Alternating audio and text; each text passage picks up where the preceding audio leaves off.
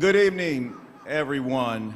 I'm Bill Hall. I'm the Vice President of Executive Communications at Dominion Resources, and I'm also Chairman of the Board of Equality Virginia.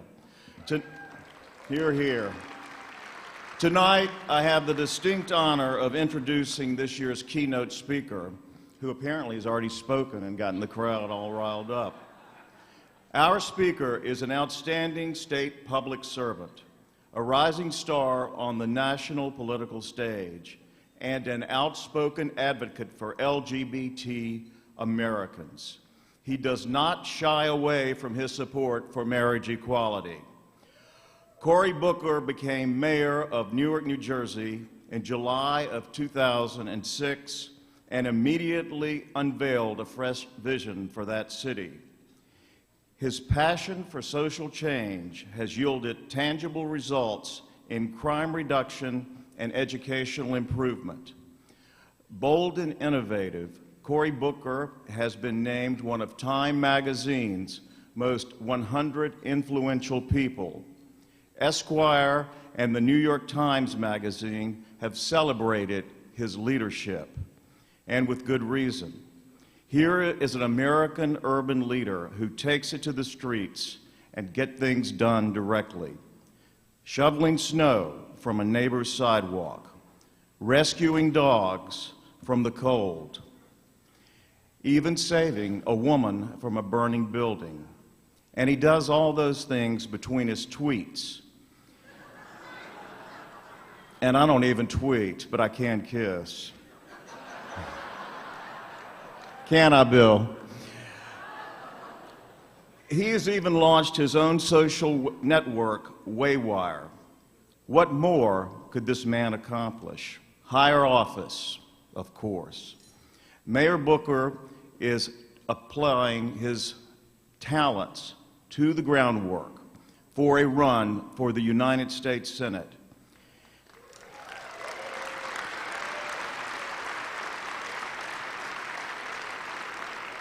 And needless to say, it should be one of the most closely watched Senate races in the United States. So, ladies and gentlemen, it's my honor to reintroduce the Honorable Cory Booker, Mayor of Newark.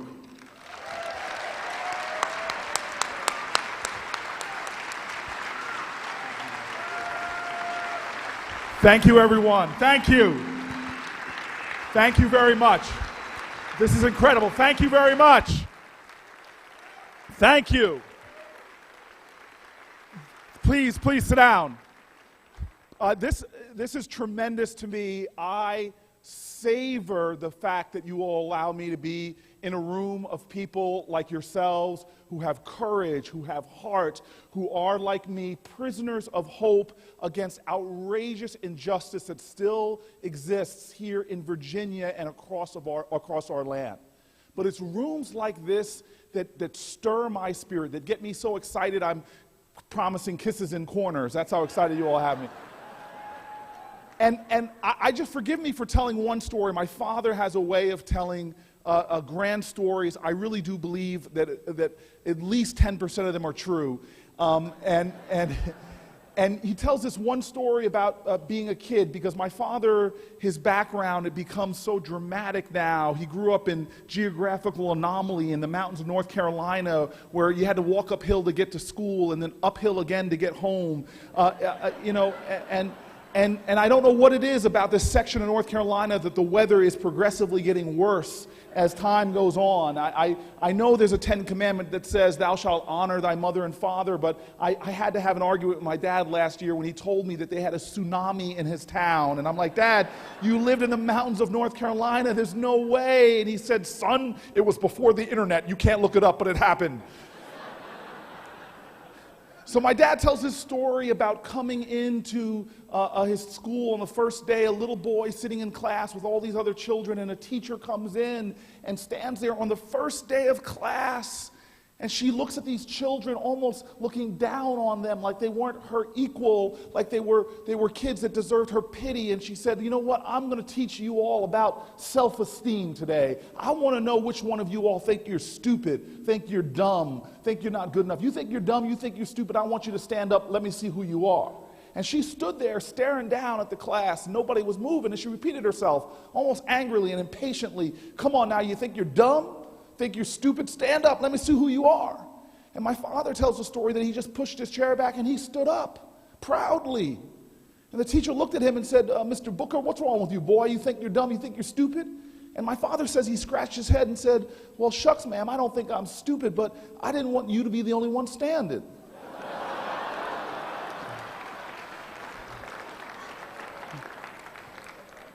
There is a spirit in this country that my parents told me existed. It is a spirit of indomitable will. It is a spirit of unconquerable courage. It is a spirit that has sought from the very founding of this country to make us live up to our aspirational words, that we would be one nation under God, indivisible, with what? Liberty and justice for all. And that's why I'm so excited about being in this room.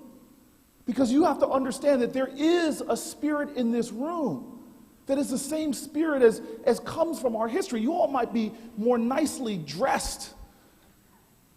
Some of y'all look very good. I hope you'll meet me in the corner, some of you all.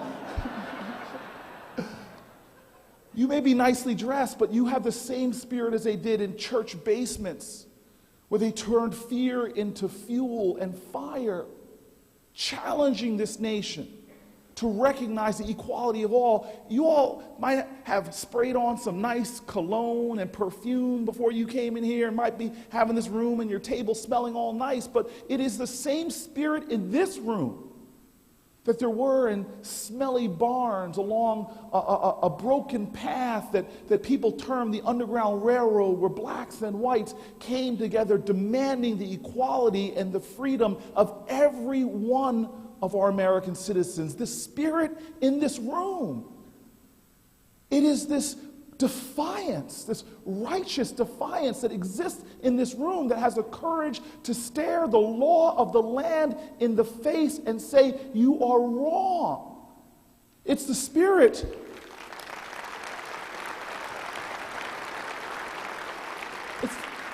It's the same spirit of a sojourner truth in the heat of inequity and unequal realities, who she stood up and said, "Ain't I a woman too?" It's the spirit of a Susan B. Anthony in the heat of injustice, who stood up and it said, "It was we the people of the United States of America, not we the men or we the wealthy, but all of the people who made this nation what it is today." It is that spirit in this room.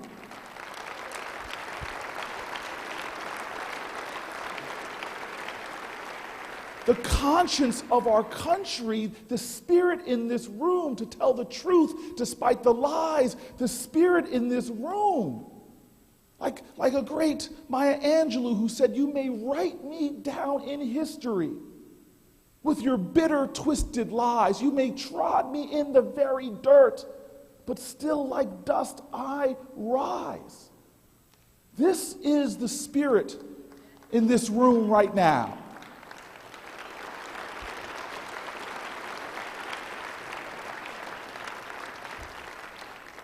And this is the call that must continue. I've come to realize in my own journey that we need to wake folks up that this country did not just come to be. That every single gain in this nation took a spirit of struggle, took folks that were willing to fight and to tell the truth about our nation, even when people were indulging in the lie. People that stood up and said, "You will recognize my full citizenship. I stand before you as an Irish immigrant. I stand before you as a Jewish immigrant. I stand before you as an African American. I stand before you as a woman. And I am here. You can't ignore me. You can't deny my rights. You can't deny my equality. I am black and I am here. I am a woman, I am here. I am Jewish, I am here. I am gay, I am here. I am queer and I am here." Get used to it.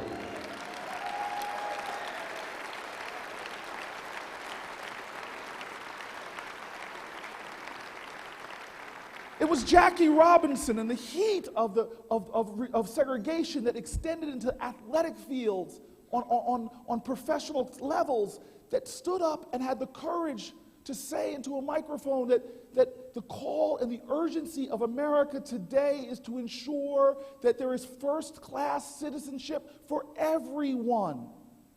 This is the United States of America.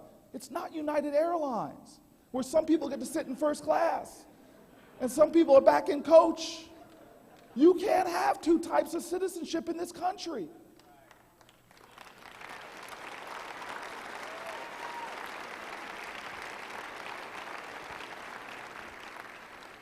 But I don't want to ignore the truth of what's happening. My parents told me those stories. There is real pain in this country that comes from the inequities and the inequalities. There are people suffering in silence right now, enduring physical beatings, enduring humiliation. They are standing up still, their backs straight, and saying, you may try to write me down in that history, but I will show you it's a lie. They're the courageous individuals struggling in all corners of this country in ways that the media does not pay attention to, in the way that their fellow citizens aren't even conscious of. It is those people that inspire me who stand up straight, and when they stand up straight for liberty and justice and equality, they elevate the liberty and justice and equality of us all. Because people forget this fact that you cannot deny the citizenship rights of another person without diminishing your own. That what King wrote in the jail cells, on a jail cell in Birmingham in the spring, this month of 1963, is true.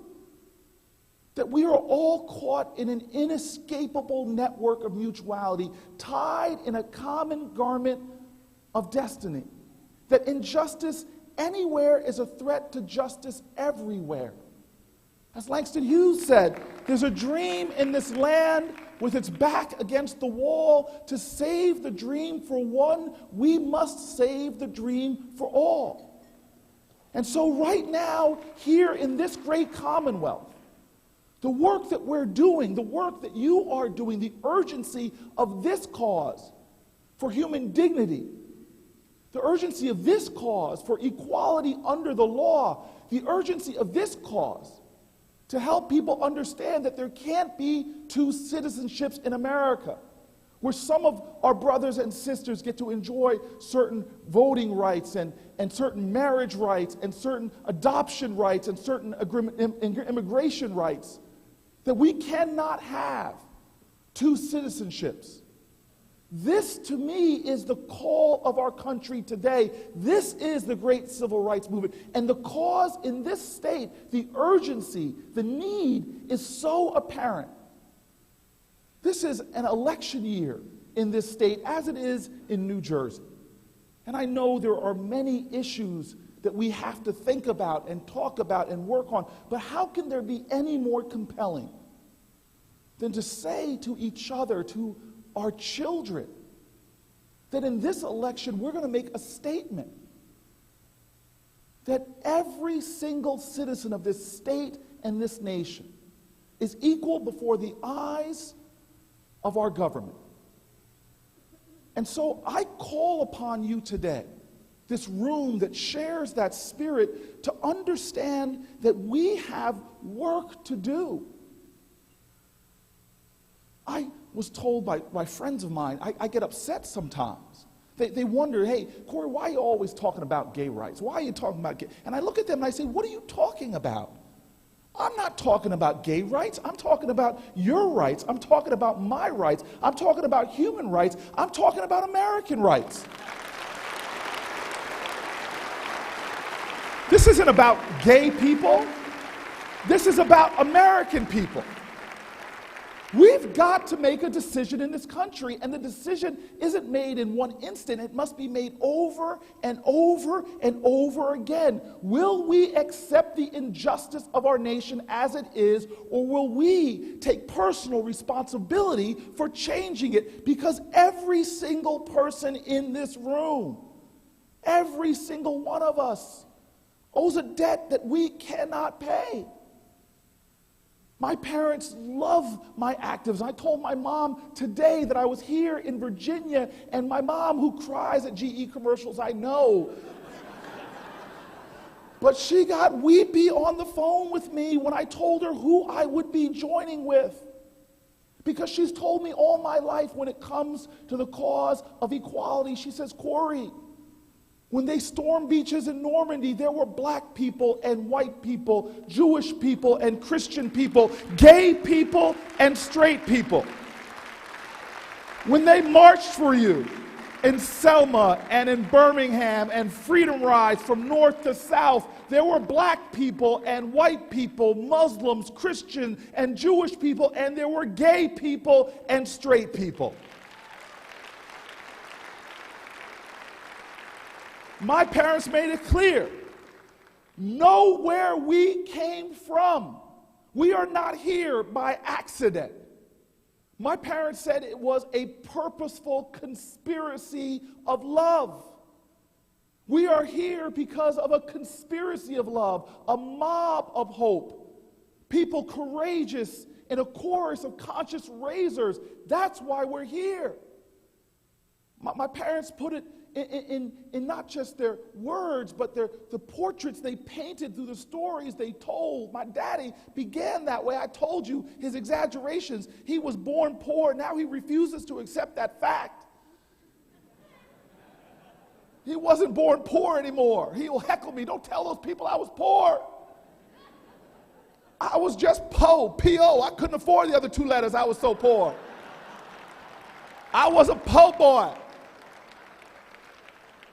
And he would tell me, you don't know the names of the people in that town when my mom could not take care of me, who came together in a conspiracy of love that would not let me fail.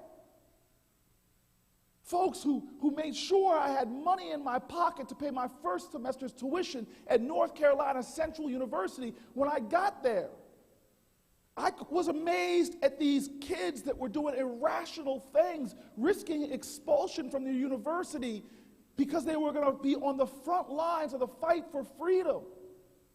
I had this privilege to be the commencement speaker for my mom's university, Fisk University, on her 50th reunion. Now, you guys are probably like me. That sounds really big, Cory. And I went down there thinking I was something, as my father would say, impotent. I went down there, Mr. Mayor this, Mr. Mayor that. I went down and I sat at the table, this head table and a banquet table before the commencement, a little fraction of the size of this, but it was a big dinner. But I don't know what it is about mamas. They got some serious power. Because no matter how important you think you are, you could be 40 years old and the mayor of the biggest city in your state, and they still have the power to make you feel like you're 12 years old. My mama came over to me. I'm sitting there at the table. I'm all important. And she says, come here, boy, come here. And she starts pulling me out of my seat. And again, I don't want to disrespect my parents, especially not in public, so I pulled back on her. I said, Mom, stop it. I'm the mayor, Mom. I'm the mayor. Treat me like the mayor. But she drags me from table to table. Just like your children will one day expect you to be dragging them from table to table. Because they took me to table and had me remember a time when she was unequal in this country before the law. And she brought me to people and she said, this is the person that sacrificed and went out to lead voter registration drives on their own time during finals when it was dangerous to do so. You all remember Goodwin and Cheney and Schwerner. They took me to another table and said, this is the person that led the boycott against the local store that was not serving blacks. Even when they were threatened to be expelled by school, they still stood up for justice and equality. It was like my mom was saying to me, pay attention, boy, understand something. All that you are was paid for by the sweat and sacrifice, the struggle and the pain.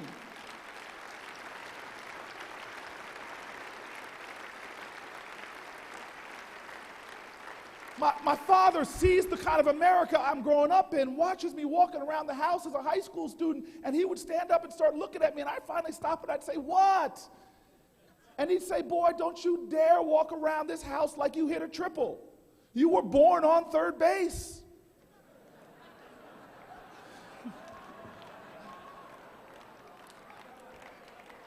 All that you enjoy, you need to know that you drink deeply from wells of freedom and opportunity that you did not dig. You eat lavishly from banquet tables that were prepared for you by your ancestors. You sit under the shade of trees that you did not plant or cultivate.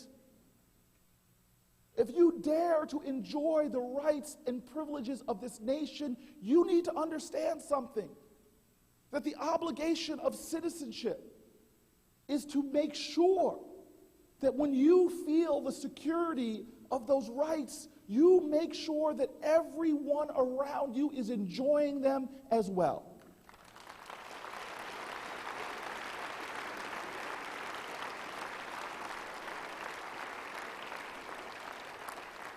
And I know it's not easy.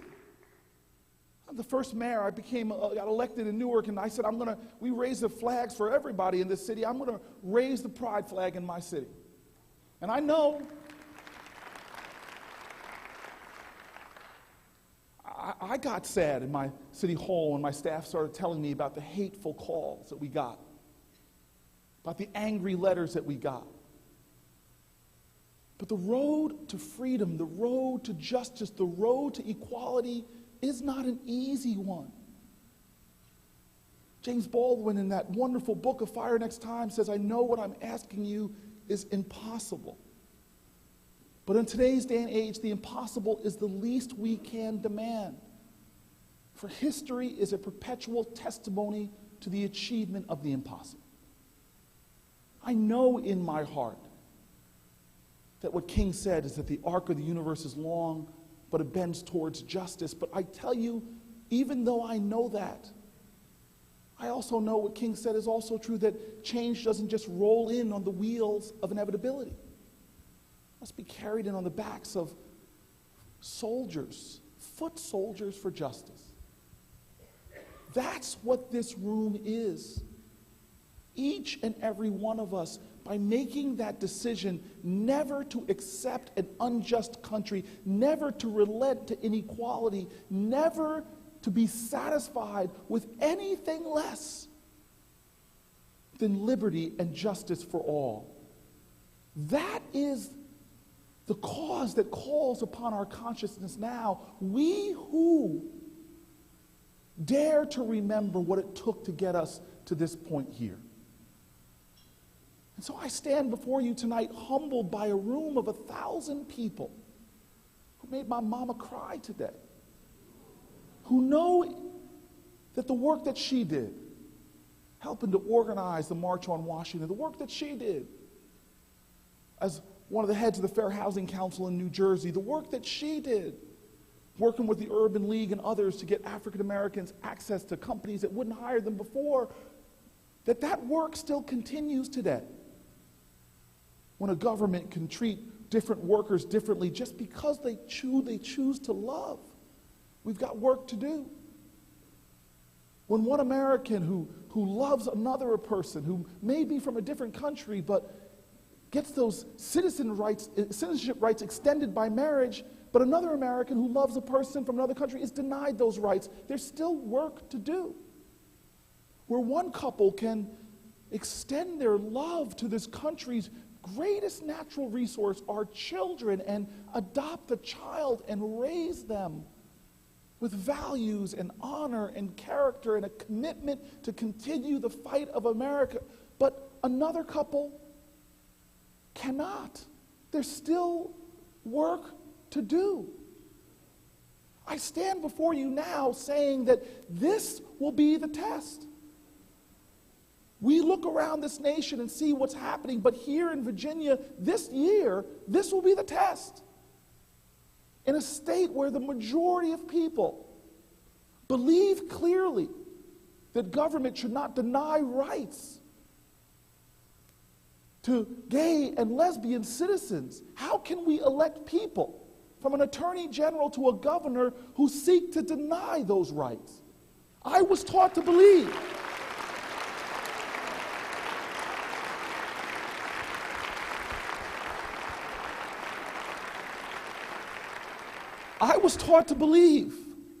that our history always shows that the power of the people is greater than the people in power.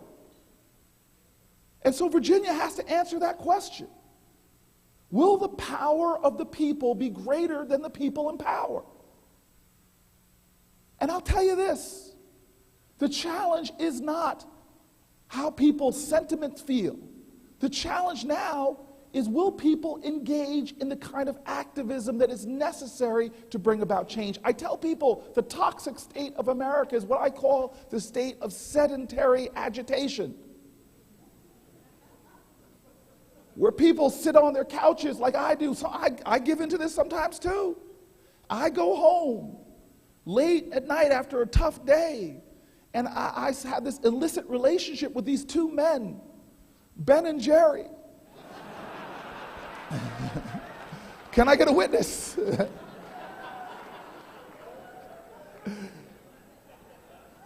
And I watch TV, and I see something wrong, and I say, somebody should do something about that. And then suddenly, I think to myself, I am somebody.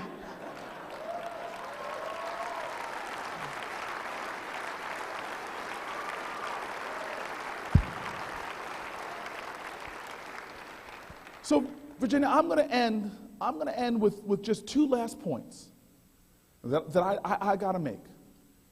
And one just is this a silly moment. And then I want to end with some words my parents told me. And this is, I talked too long tonight, but please forgive me. My friend, Brother Chopra, who's running for office down here, said, Cory, don't come down here and talk too long. I've already broken my promise to him. Where is he tonight? There he is. I'm sorry, man. It's all good. But I just want to make it clear with just this one story. I was running for a plane in Newark, New Jersey. And there's this formula, mathematical formula, that some of you who've studied advanced mathematics know, that it basically says that the more of a hurry you are in towards the airport, the longer the lines at said airport. I'm telling you, this is like deep quantum physics, but that is the formula. And I get to the airport, and this woman says to me at the plane, I go up to her, and I said, ma'am, I'm on flight 2222 going to San Francisco. And she says to me, sir, you can't make that plane. And I said, what do you mean? She goes, sir, it's supposed to take off in 10 minutes. They probably close the gate. You can't make it. It's impossible. Now, I don't know if you're like me, but the mother I talked about, she used to always tell me there's no such thing as impossible. And so I just had to give her a dose of my mama. And I put my hand on my hip, and I said, listen, ma'am, my mama told me ain't no such thing as impossible. I'm getting on that plane. And so she rolls her eyes and says, sir, you're welcome to try. And she hands me my ticket. I grab my ticket, throw my carry-on bags over my shoulder, and I'm now sprinting through the airport, jumping over bags, dodging people. I am running through the airport like a man we don't talk about that much anymore.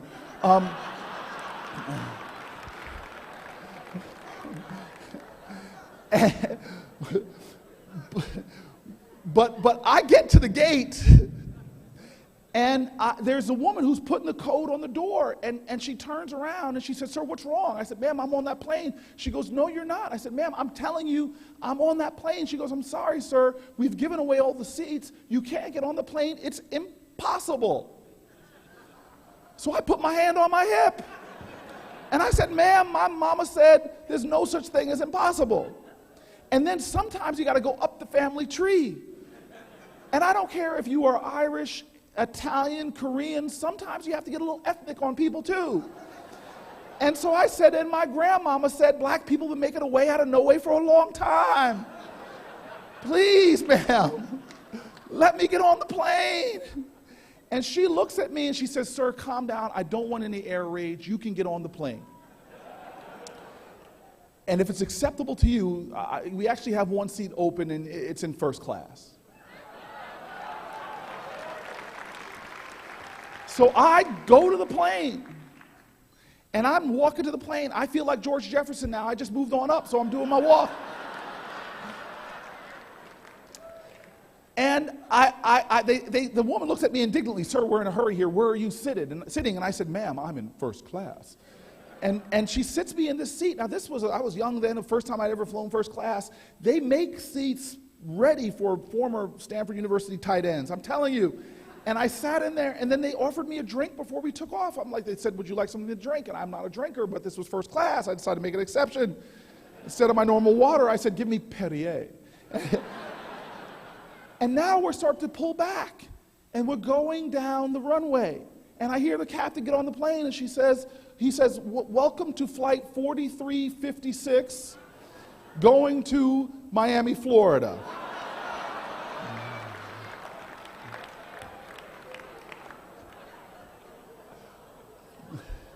Before I end with the words of my parents, ladies and gentlemen, as long as there is inequality of citizenship in this country, we are a nation headed in the wrong direction.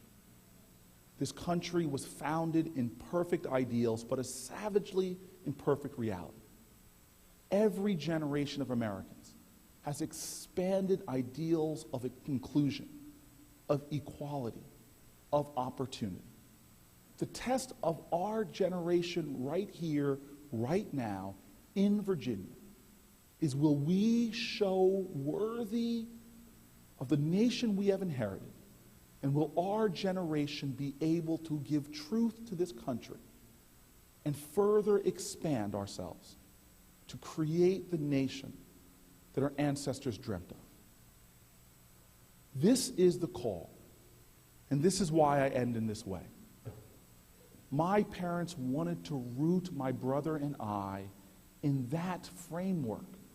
You are Americans. It comes with an obligation. You are Americans. It demands sacrifice. You are Americans. You must struggle. You are Americans. You must take risks. Son, it is better to have your ship sunk at sea than rot in the harbor. You are not built for comfort and convenience. As long as there is poverty, as long as there is injustice, as long as there is inequality under the law, then you, like every one of your citizenry, must stand up and demand that America be America. And that's why I end on this note. My parents would read me the words of great Americans before I went to bed, from the poetry of Maya Angelou to the words of Thomas Jefferson. They wanted us to understand the call of this country. They wanted my brother and I to join with folks like you and be a part of that hope mob, be a part of that conspiracy of love,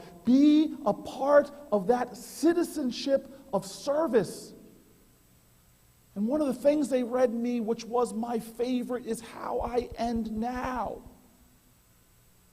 The poem by Langston Hughes, which ends with this simple calling for us to swear an oath. Langston Hughes writes, "Oh, let America be America again.